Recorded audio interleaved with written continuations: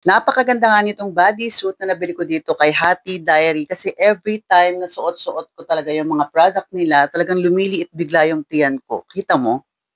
And take note, tulad ng sabi ko last time, large frame po ako. Opo, large frame po yan. Pero hindi po siya halata kapag suot-suot mo yung kanilang mga bodysuit. Parang small ka lang.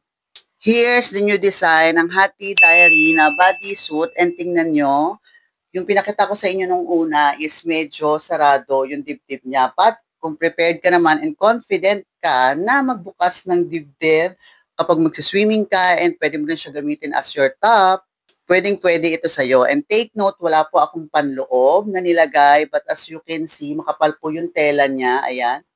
And sobrang fitted siya sa ating body, kaya talagang nakakaslim siya ng ating bewang at nakakawala siya ng tiyan.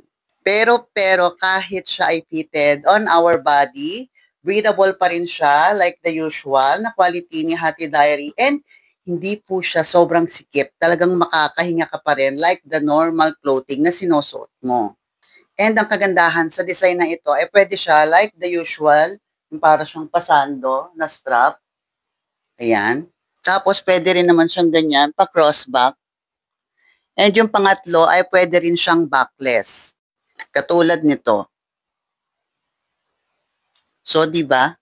Three-way yung kanyang strap. So, depende na lang sa'yo kung ano yung prepared mong gamitin sa kanila. And pwede mo siyang pagpalit-palitin anytime. Kaya kung nagustuhan mo nga rin ang bodysuit na ito, please check the yellow basket below. Bye-bye!